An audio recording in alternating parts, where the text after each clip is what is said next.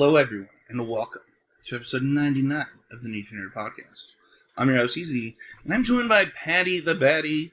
What's up, Patty? How's it going, bud? Patty the Batty. Patty, Ready to how you been? rock it. What? How have you been? Oh, I've been good. Busy. Did you Barbieheim? Or is that today? I don't know when Barbieheim happens.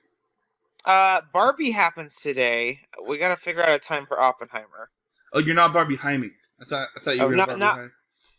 I thought so too, but Saturday's pretty busy, and we have now everything is finished at the new place, and so I'm starting to move office stuff. So I think the next time I record will actually be in the new space. We should have worn pink today.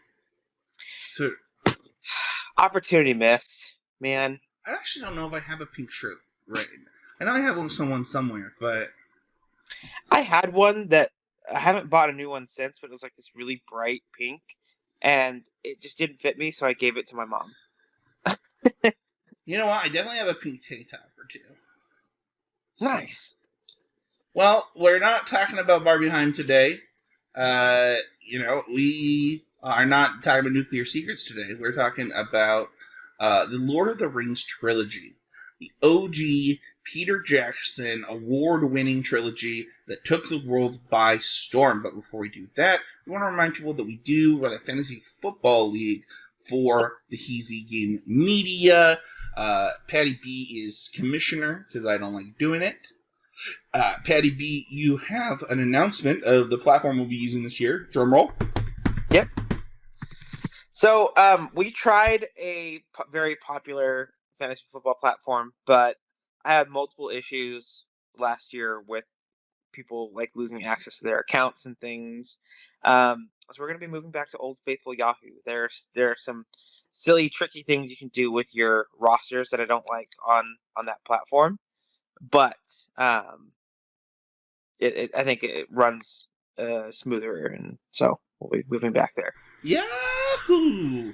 Speaking of fantasy football, for the last weeks, Spencer's been so excited about DeAndre Hopkins wearing that red, white, and blue. And let me tell you, man, not only is he not going to wear it, he actually is going to wear red, white, and blue. It's just for the wrong team. But it sounds like Dalvin Cook is not getting a tryout with the Patriots, even though they're the betting favorites to land him. And instead, Leonard Fournette is working out today. Interesting. That sounds like a Bill Belichick move, right? Get the cheaper guy.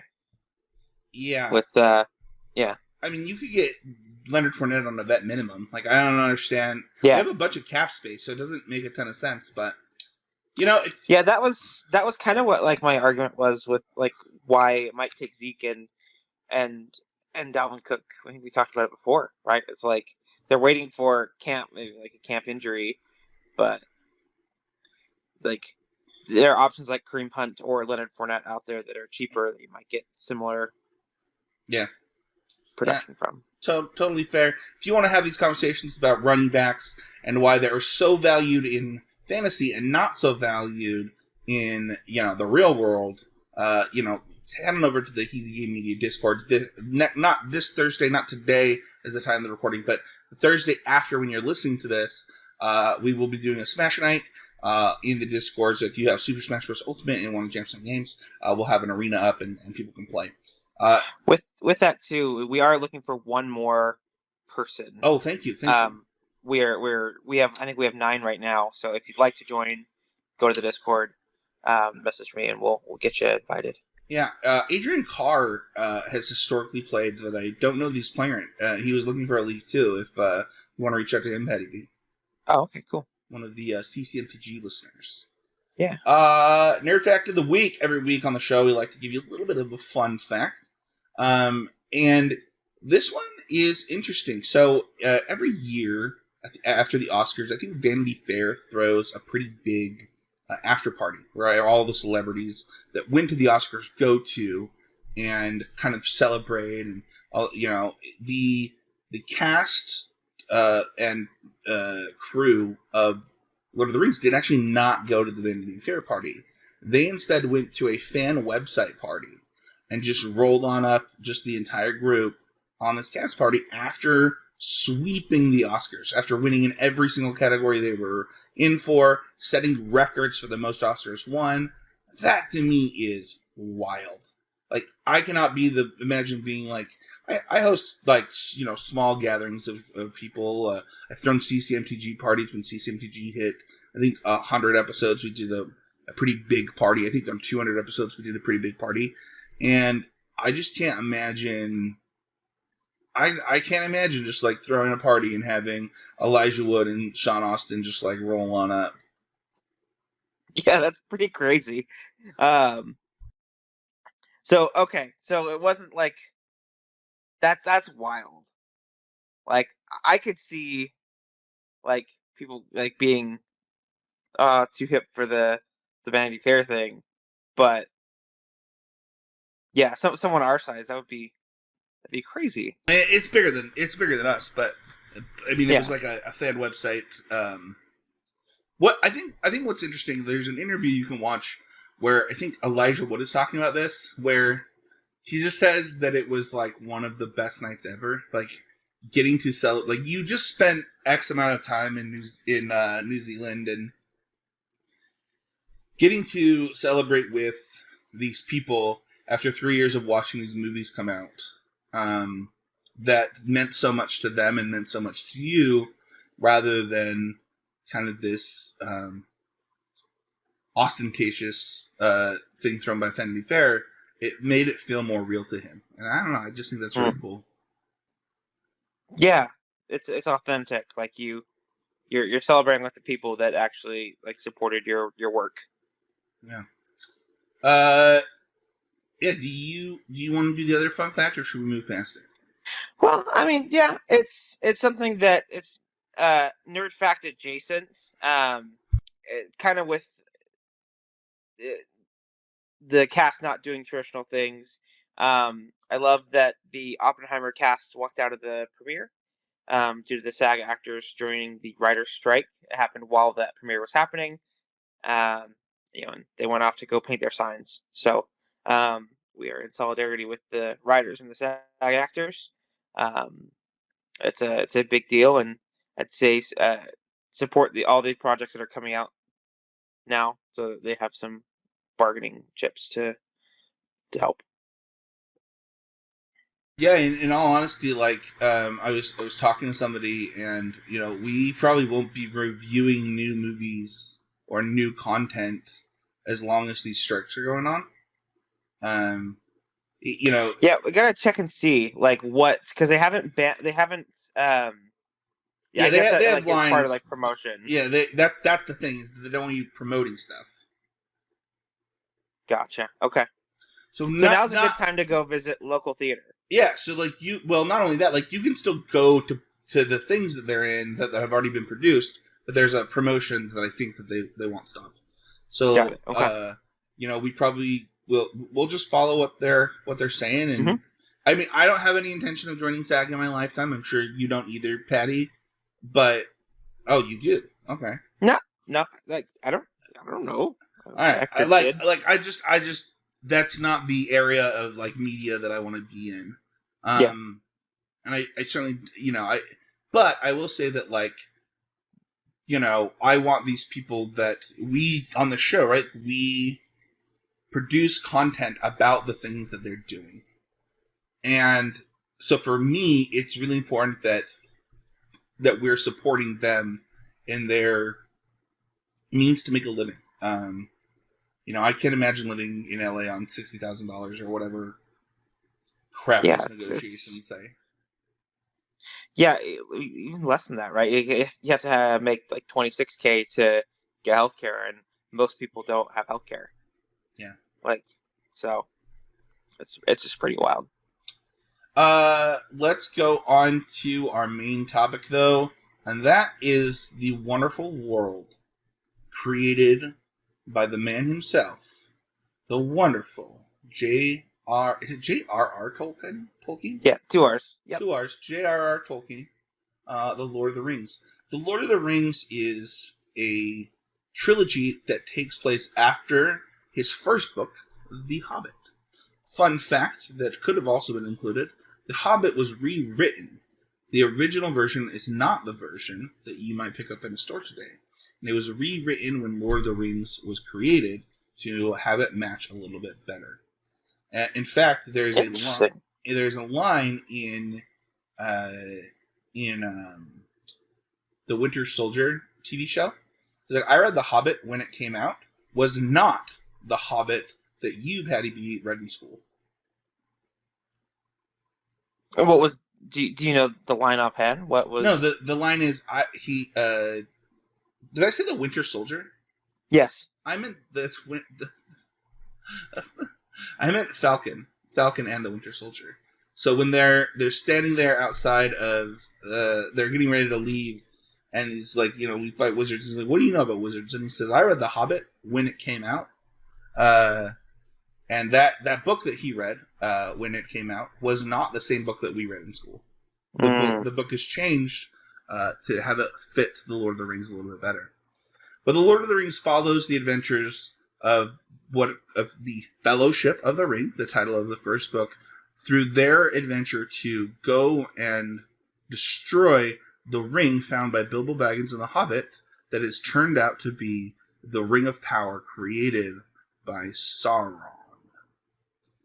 It's an epic tale. It's high fantasy, the highest level, where we see fell beast dragon-like things. We see elves, orcs, dwarves, halflings, hobbitses, that just are full of life and character. And while the movie adaptation isn't 100% true to the books, because there are certain characters that maybe don't matter, and we don't need songs every single little bit of the story. Bombadil matters. No, it isn't. It is truly a captivating experience, and we're excited to talk about it today. If for some reason, in some universe, you are listening to this podcast and have not watched the Lord of the Rings trilogy, you have two options. You can go home, you can watch them. You can watch the theatrical widescreen version, or you could spend 14 hours of your life and do a movie marathon and watch the extended cuts. Patty B, the listeners can't see you just dog crapping all over the theatrical release. One of the things that I like to do that we haven't been doing as much lately is talk about where these are available. And actually, for one of the first times, the extended cuts are actually available on a streaming service. You can go to Max and actually watch. So if you have Max for things like Game of Thrones or House of Dragons, the extended releases are actually on there right now. Yeah, it's pretty wild that, like, for a long time those extended cuts were not available on a streaming service. It was just the theatrical editions, and so I clung to my extended edition DVDs like they were my precious. And yeah, it's good to be able to watch those extended cuts now. Does Netflix still have the originals on there? I don't think so. I think it might have moved over to Max exclusively. Oh no, I think Prime got them for a little while. Oh, because they were doing the TV show? Yeah. They might still be on Prime. So it does look like the theatrical cut is still on Netflix. I thought I had seen it. I honestly, I would not blame somebody for spending only less than 9 hours rather than 14 hours if they were trying to watch it for the first time. But I also think that if you watch it the other way, it might ruin it for you, which we'll get into later. But those are kind of the ways to watch it if you're looking to do it on a streaming service. I'm also sure that one of your friends has a copy of Lord of the Rings in their house somewhere on Blu-ray or DVD. With that being said, let's talk about our first reactions to the films. Do you remember your first time watching each of the Lord of the Rings movies, Patty B? Pretty vividly, yeah. So, my first kind of reaction to the films, my dad was a loan officer at the time, and his loan company would do big movie premieres. So around the early 2000s, that was some of the Harry Potter films and these Lord of the Rings films. Um, and my aunt was super huge into Lord of the Rings at the time, and um, actually got my grandma before she passed got me um, all the books on CD. So I remember listening to that was like my first example of like listening to the book and then going to watch the movie. And Tom Bombadil wasn't there for you. That's so He sad. wasn't there. Yeah.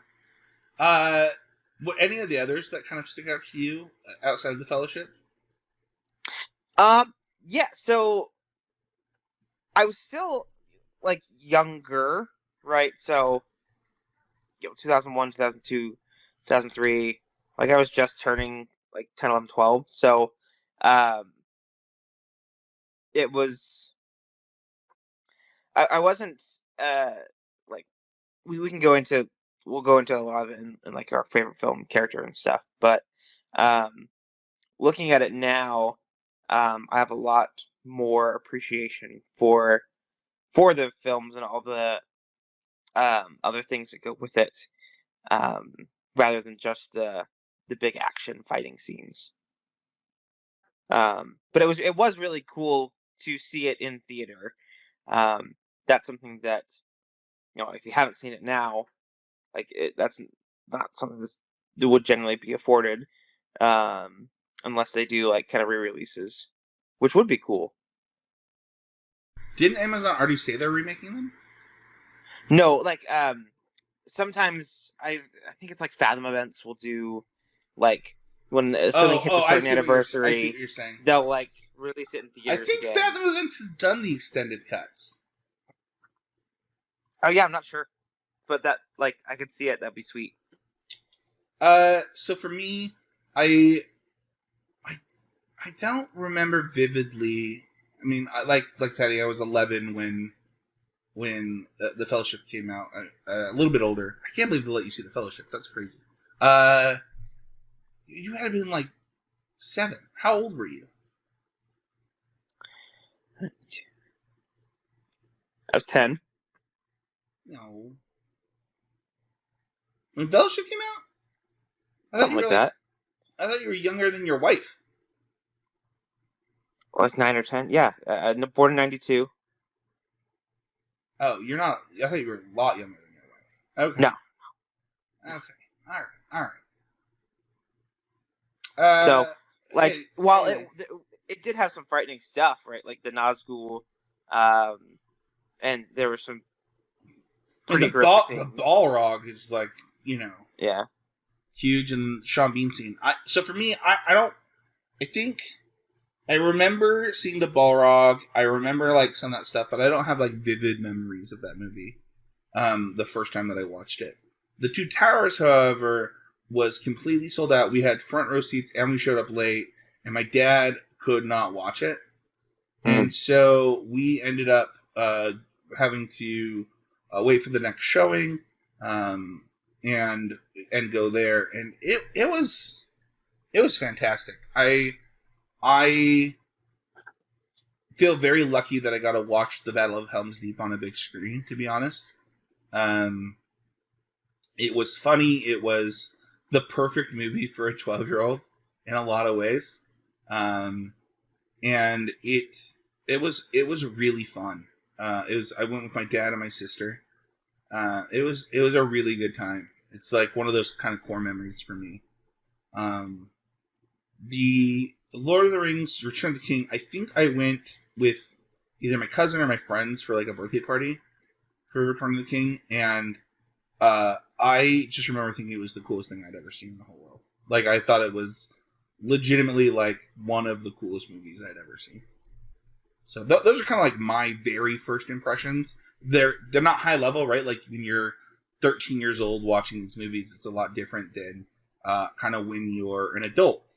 What about you? Do you have any high level impressions from the films and like your thoughts?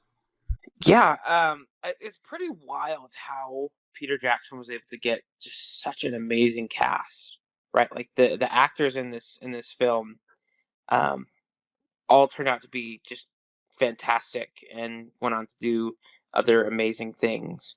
Um, also, with these three movies, we also kind of got to see a little bit of the projection of um, there's of practical effects were still very much in use, and it was I think they kind of revolutionized this CGI, right? I just can't believe how long it took them to build and like use that Balrog robot. Like that was crazy. Yeah, pretty wild stuff. Actually, is this not like the they Guinness Book of World Records? I actually think had something in it for a long time about Smeagol and motion capture and the Hmm. use of it for like the record of bits in a movie or something to create an AI character or something like that. Is that something like that? Okay. I don't know. I don't think it's true anymore, but for a long time, like the way that the motion capture worked and the CGI was completely brand new. Hmm.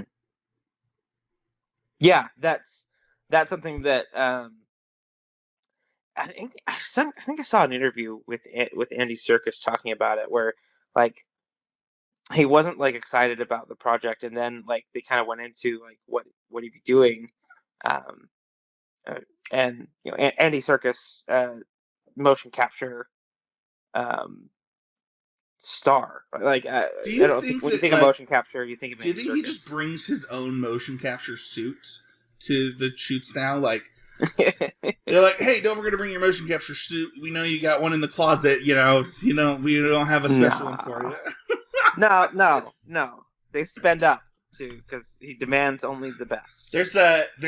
there's a comedian that they are hiring leprechauns for a show, and they're hiring little people, and he's like, and make sure to bring your leprechaun outfit, and he's like, dude, that's so messed up. I mean, I have one, but like, how dare you assume it? And I feel like that's Andy Serkis. It's like, and don't forget your motion capture suit. It's like, you guys should be providing this. I mean, I have one, because this is what I do in my my spare time. But Yeah. What about you? Any high level impressions? um, so like as a person, I've watched these movies so many times now that really it's honestly just like impressive different scenes. I think about as a kid that there are certain things that didn't stand out as much, like Faramir didn't stand out as much, and like we'll get into some of that stuff. But at the highest level, these movies capture you in a way that I don't think a lot of movies do. Um, they are movie magic. Like when I hear the term movie magic, I think about things like Lord of the Rings, where you are completely taken into the film, and there's there's it is complete escapism, and I that's something that I think that a lot of people really want when they go sit down and watch a film. Yeah, no, you really escape into the world. You feel like you're part of Middle Earth. Um, and that, yeah, it does a really good job of letting you escape. I love that. What's your favorite film in the trilogy? So my favorite film actually used to be, you kind of talk about it as a kid, it was The Two Towers, just because the Battle for Helm's Deep was so epic. Um, I love that so much, and like, oh, Two Towers has the best battles, so that's my favorite movie. But as we, as I've grown up and watched this film many times, um, I think the now it's really I can see the Return of the King, like why it would be, um, it has really great arguments, but I love beginnings, and so kind of getting to meet everyone and like figuring out who they are happens in the Fellowship of the Ring, um, and so I love that. The Fellowship is my favorite. Yeah, mine's the same as when I was a kid. Every time I watch Return of the King, I'm like, this is one of the best movies ever made. And we've talked about it on the podcast. I'm a huge sucker for the final film of trilogies. I love conclusions. And this one does it right. Just like, it's so funny because I when I was watching the extended editions, there's so much of it that I was like, I could have sworn this was in the Two Towers. I could have sworn this was in the Two Towers. Just because so much happens in Return of the King. Like, so much. I think that film holds kind of like a special place too, because there's so many moments that I don't know, make you like emotional. And I don't know. We'll get into it in like love it's and favorite moments or storylines and stuff, but it's definitely the Return of the King for me. Who's your favorite character? Oh, I see. When we were behind the scenes, we've already recorded this. We had to re-record, and when I took a second, Patty B gave me grief for not snapping off an answer. Now he's pretending to have to think about this. Because there is a snap-off answer. There is a snap-off answer, but it's not like okay, so Aragorn is a snap-off answer. Like that, he is the awesome character. He's the king. But I also, there are so many characters to love, that I was trying to find something else. But you're right. No, the snap-off answer is Aragorn, hands down. He's the best. Yeah, so when I was a kid, it was Legolas. I really like the two swords. I really appreciate... I don't know, I appreciate so much about Legolas. His... I don't know, he was cool, he was different, he was calm. As a kid, I really wanted to be Legolas. As an adult, it's Aragorn by a lot, and there's like kind of a lot of reasons that I think people like Aragorn so much too. He really is like inspiring, and honestly, I just think that the job done by Viggo is wild. Like, I can't. There was some grief given for some bad reasons about Lord of the Rings recently, when Magic the Gathering released a set on it, right? And because they made Aragorn a person of color, and honestly, I think that there is an argument that I see Viggo when I think of this character, and so it's jarring. That doesn't mean that you can't have, changes and, new things, but I do think that, like, when I think of Aragorn, it is 100%. I see Viggo. Like, when I listen to the audiobook, I just see him. And, like, that's not true when I, like, listen to Harry Potter audiobooks. I see the way that I see them in my head. I don't see Daniel Radcliffe or Rupert Grint or Emma Watson. But, like, in this scenario, I just see Viggo. And I gotcha. And I think that is because I want it. Like, there's the scene where he becomes king and he's like, "This isn't my day. This is your day." And he's so sincere when he says stuff like that. And him as a character is so sincere that, you know what? If we're going to have a king, at least make it Aragorn. You know? Right. Yeah, no, he, I can kind of see why, like, for some people that would be so polarizing, is if they have that picture in their mind of what Aragorn is, that something different would be super jarring. He's so stern but kind, and then, like, he has the action scenes. He has his troubled past. So he's got a not just he's got a really deep and rich storyline. Um, Yeah, I mean, like when I played D&D, I my last character started as a bard and then dual classed as a ranger, and like a huge reason why is there. I'm like ranger. When I think ranger, I'm like, oh yeah, let's go. Ranger of the North. Yeah, he's so cool. Uh, what's your favorite storyline?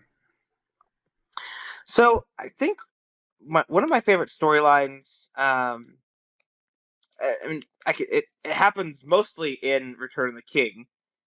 Is where it gets fleshed out. Is Merry and Pippin's adventures after taking over Isengard. Right? They go on these different paths due to Merry looking into the Palantir, um, and Sauron thinking that he's Frodo. Right, starting the whole Battle of Gondor, and his role there, as well as Merry with Rohan wanting to fight and be involved, um, but them writing him off and not letting him help because they see him as lesser, as a hobbit, um, and so that that really, it's one of my favorite storylines of the book, is and it fits with a lot of the themes of this um, film and series, that uh, you can find help in the smallest of places. It's an unexpected journey, um,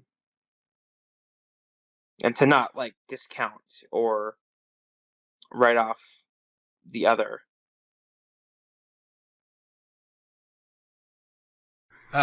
Sorry, I'm trying to pull up. There's an interview with why can I not find? Why can so it's Billy and what is? Why can I not find? Why can I not find Mary's name? Who plays Mary?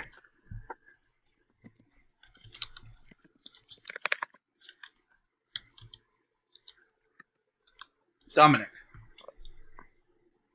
Uh, so Billy and Dominic have an interview where they talk about the scene where they talk about the two towers, and apparently they tricked them and made them think that they were going to do a scene where they were going to end up naked,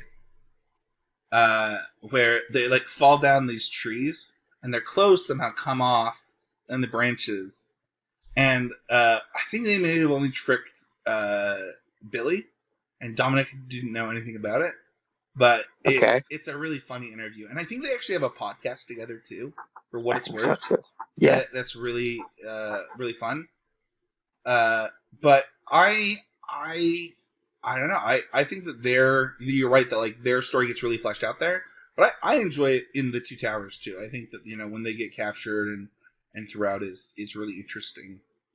Right, and even in the Fellowship, right, where it's they start as just stealing vegetables from a farmer's thing, and just get kind of wrapped up in the journey, uh, but they like stick with it and follow along, and so um, Yeah, yeah. one of my most quoted most of my most quoted lines from this franchise are said by these two. They have Mm. pints. I'm getting one. What about second breakfast? I don't think he knows about second breakfast, Pippin. Like that, all that stuff is they've got some bangers. Hmm. Um, another fun one. If you get the chance, I know it's on your extended edition DVDs, Patty B. There's a time where Dominic actually fake interviews, uh, like they're doing interviews for the films, right? And Hmm. it's on the special features where Dominic pretends to be this German person and interviews. It's really funny. You have to watch it. And interviews Elijah, and I showed it to Devin the other night, and she's cracking up. It is hysterical. You could really tell why these actors all got along so well, like spending this time together. And I think the way that that Billy and Dominic act is like a huge reason, and you can see that in their storyline. I think. Mm-hmm. Uh, 100%. my favorite, storyline. I actually think this changed because for behind the scenes, I just watched the extended editions for this podcast for the first time in my entire life. I'd never watched them before, and I think my favorite storyline changed because of it. And it is the story of Boromir, and it's really those two. Like, nothing really changed about like my opinion of what's the king's name. Denethor. Yeah, my opinion of Denethor didn't change at all, but like my opinion of Boromir completely shifted due to a scene added in the extended editions. And we'll get into this. I actually do have some could be betters about things removed from the film. But What would your favorite storyline be if you hadn't seen the extended editions? What was it before that? um uh Just kind of curious. that's a good question. It was either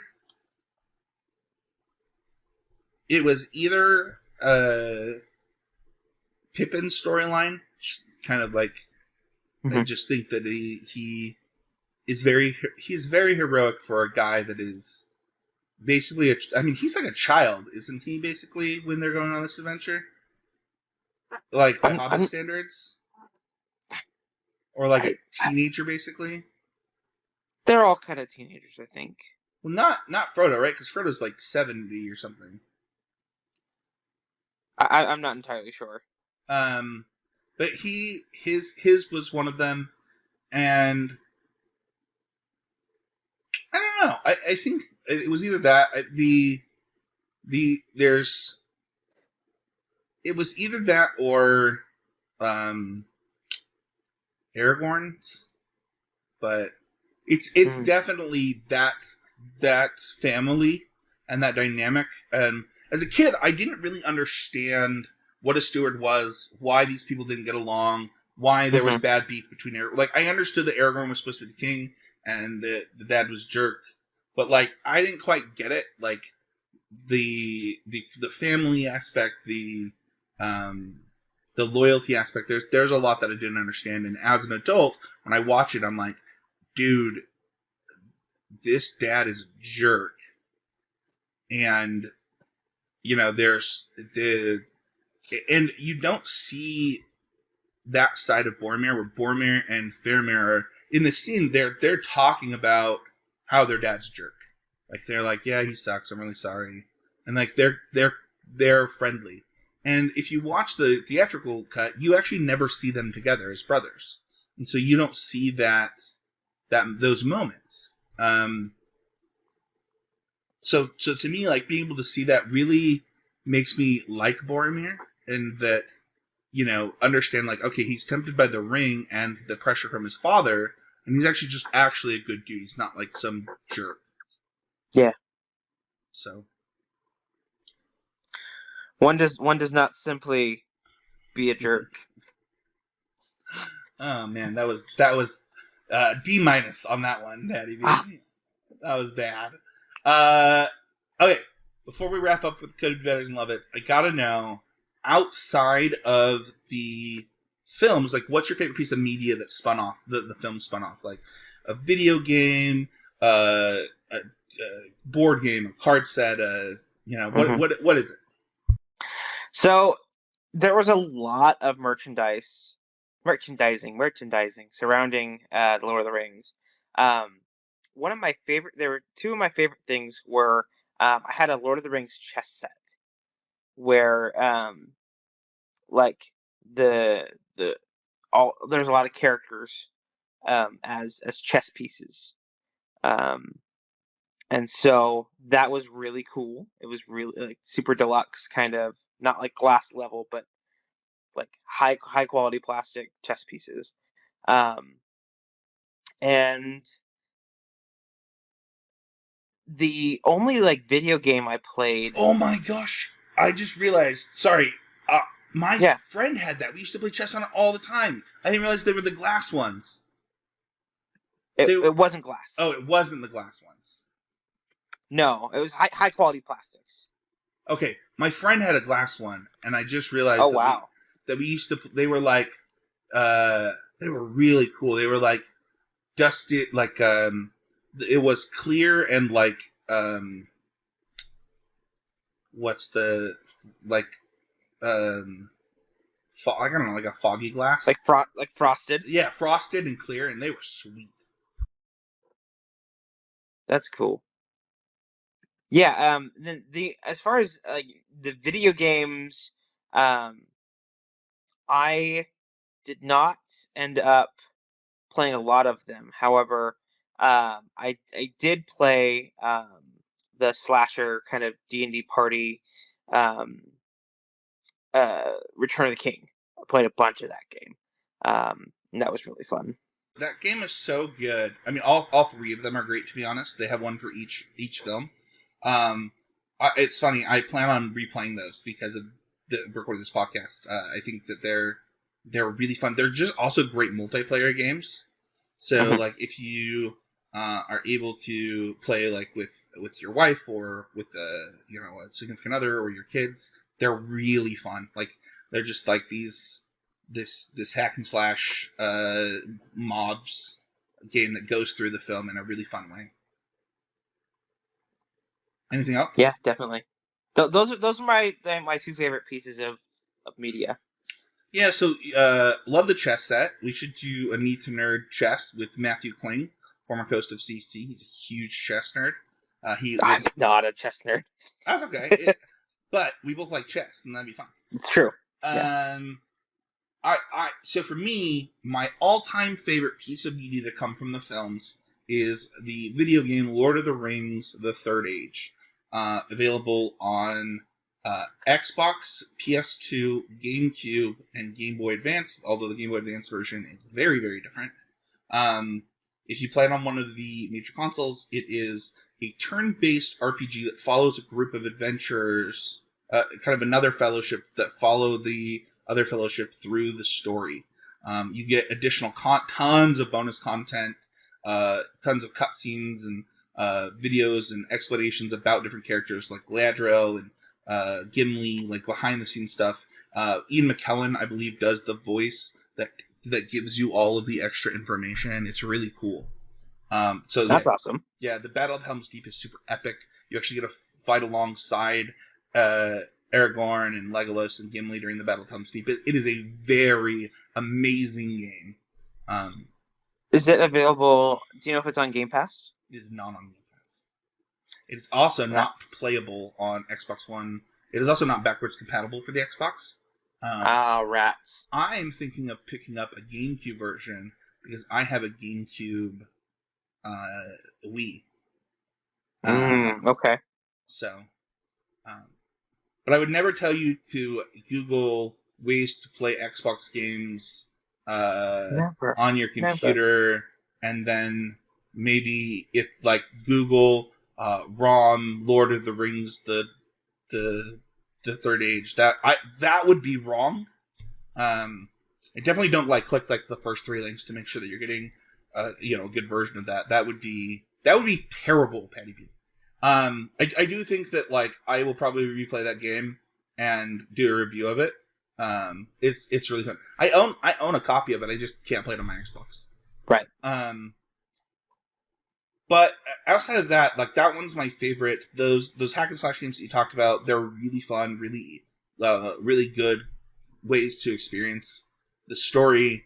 And then Lord of the Rings Monopoly was one that we played a lot of. That was really fun too. I really liked all the spin-off stuff for that.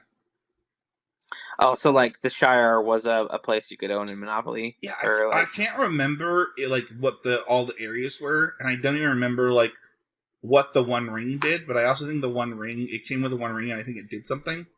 But it was interesting. It was Okay. fun. It was a good time. Cool. What are your could be betters for this trilogy?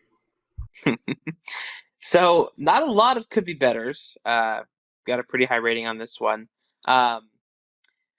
For me, and others might not share this opinion, but I think that the studio was kind of cowardice in not just releasing them all as the extended cut.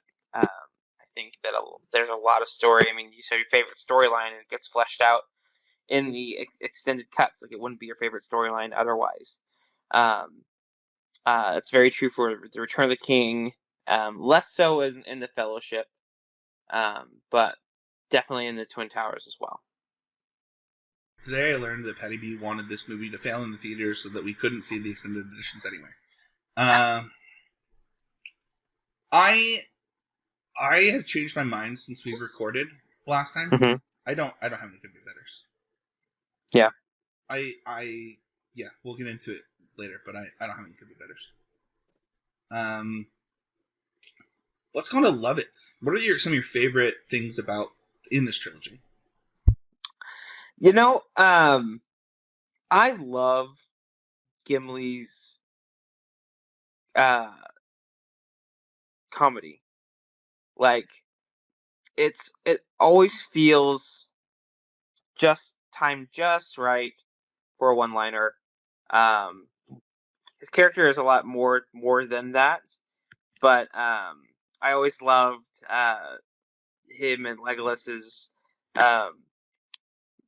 kill off counts, right? Like them counting how many orcs they off and making that a competition.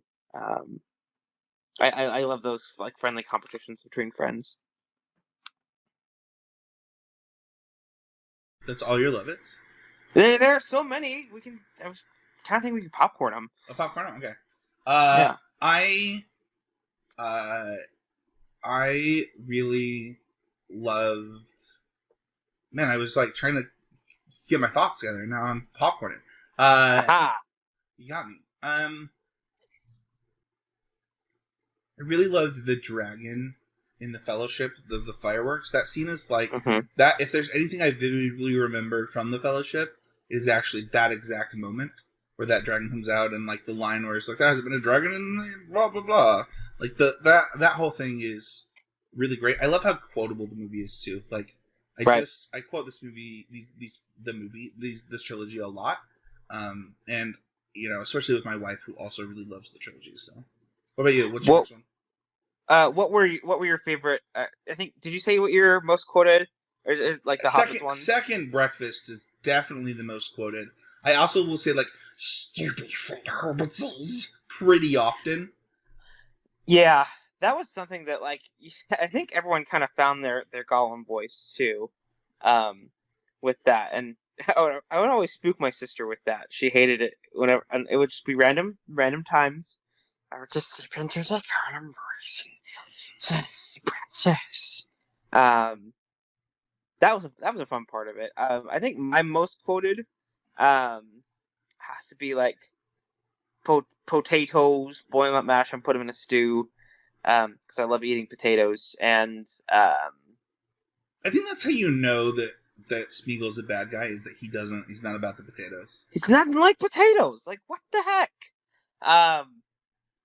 And I was like, well, what are we waiting for? Or let's find some food. I think Very food related. I think that there are so many good ones. I mean, I know that you will quote the wizard one pretty often. I have done that recently. Some people I followed on Twitter were like, "Yeah, a wizard is never late. He arrives precisely when he means to." Mostly because I also kind of have a slight problem with being on time, you know. So, this wizard is never late. He arrives precisely when he means to. That's not true about you. You don't arrive precisely when you mean to. What's your next Love It? My next Love It, I love. I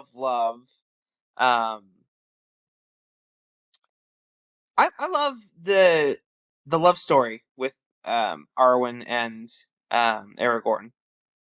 I loved seeing, and I think you mentioned this before, that it was, you didn't realize that her giving him her life was a flashback. So it had some weird, like a weird tonal shift during that. But you see a lot So like, more, and honestly, the first like 15 times I watched that, I was like, I just don't understand why this is right here. Like, why are they shifting like this? I never realized it was a flashback. In fact, I had to listen to a podcast about Lord of the Rings for them to say it was a flashback. And all of a sudden I was like, what? Oh my gosh, that makes so much more sense. Yeah. Love the battles, right? I think it's hard to talk about these films without um the battles, and um I think it gave us a lot of iconic things. Like, we never think I think we talked about this the other week, where um the Lord of the Rings has given us that we how do I describe it? Where we don't, when someone comes to say, like Gandalf comes to save the day with the riders of Rohan, at the Battle of Helm's Deep, we always associate any time a character does that in any story, we think of this moment as the reference point for that, which is pretty iconic. So I have a kind of another one that I did not realize when watching the films. Um, do you know like what Aragorn is and like what Isildur are? What they are, Yeah, why do like, they live so much longer than other humans? Do you know? yeah, they're like a special, like, race of people. Yeah, so uh, Aragorn is actually related to Elrond. So uh, what happens is there are these there an elf falls in love with a human, Mm-hmm. and their kids, they have two kids, uh, and their kids get to decide whether they want eternal life or mortality. And the ones that choose mortality uh, go through. That's the line in which Aragorn is from. Is Mm-hmm. from With the Elrond. Dunedain. Yes. And that was not something that was apparent, but I also think that it means that his daughter is giving up the choice to be immortal that he took, that his family line took, Mm-hmm. and giving it to the other family, or trying to give it to the other family line in some way. And I think that is significant to Elrond. Oh, when Arwen makes Yes. that decision. Yeah. Okay. Sorry, I was going back to the love story thing. I was trying to look up what the dude they were called, but that was something I Mm-hmm. didn't know watching the films that gives a lot of context to that moment. Yeah, for sure. I mean, it's so deep that we're still finding a lot of these things out. 20 something years later. Yeah, absolutely. My next love it for what it's worth is probably the attack on Isengard. Um, that scene is With so the Ents. yeah, that scene is so cool. Yeah. And like we haven't even mentioned Treebeard yet, but what a funny character! He's so funny. Yeah, definitely. Um, the whole forest, and them taking their time. That it's a funny premise that, like, the trees move slowly. Yeah. Um, and that totally tracks. Treebeard's great. Um, I I kind of wish we saw a little more of him. I think in the books he's a bigger character, and I think they, like, kind of go back to that. But yeah, oh yeah, I I, agree. I almost forgot. I almost forgot about that scene. And that was another one of those just crazy visuals in these films, whether it's like all these battles, or um, I think of, like, the scene with Shelob, with all the spider webs and carcasses, um, just some really jarring, awesome visuals. What about you? What's your next love it? You I mentioned love so Sam. many during the. I know. I do love Sam. He's a lot of people's favorite character. Um, and I can definitely relate with the I'd do anything for my best friend. Um, and goes through a lot as far as um being again just being Frodo's gardener, getting wrapped up in this whole thing. He's actually the force that makes them like. It's like we did what we set out to do, right? Like let's go back home. Um, and that Sam, I love that Sam has a life to live after, Yeah. which is not something for Frodo, but Yeah. I love that he gets the opportunity to have a family. I love the moments between Sam and Gandalf in the first Mm-hmm. film, and then just overall, like, I think we haven't mentioned Gandalf a ton, but I think that Ian McKellen crushes the role, and like, there are lots of really good Gandalf moments. When he saves Theoden, when he battles the Balrog. There's lots of really good ones. When he smacks Denethor in the face, Oh right, with, with the staff, when, to bring him to. when he's saving Faramir. Yeah, it's pretty good. Yeah, Also, when he knocks him out, is also pretty great. Yeah, there's some good ones.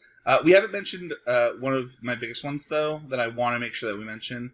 The when weirdly. My favorite moment is not everybody else's favorite moment, but I really, really like it when Arwen chops off the Felbeast's head.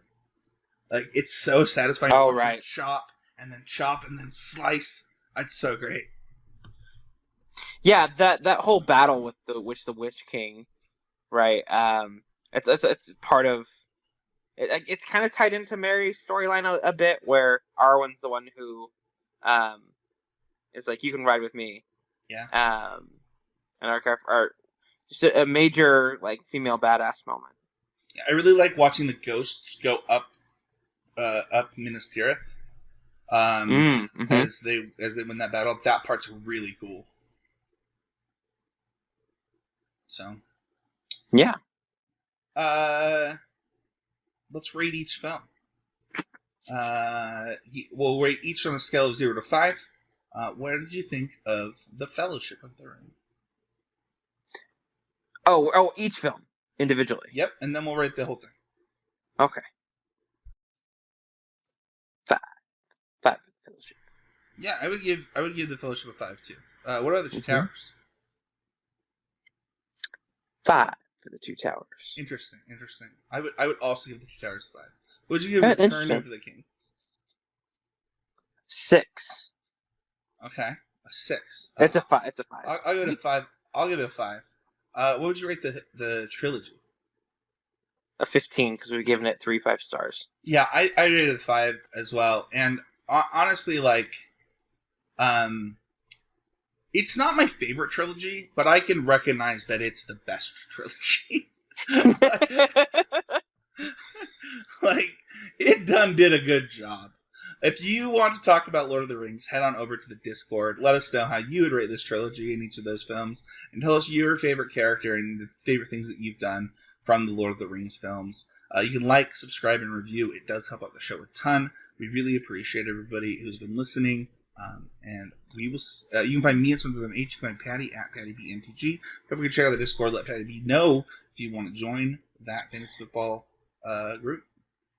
And we have a lot of stuff coming up. This is episode 99 out of 100. We hope to have some big plans for episode 100, so be on the lookout for that as well. Yeah, this episode's coming out late, and the next one also will probably come out late because we got to coordinate. But we'll see everybody next time for episode 100 of the Need to Nerd podcast.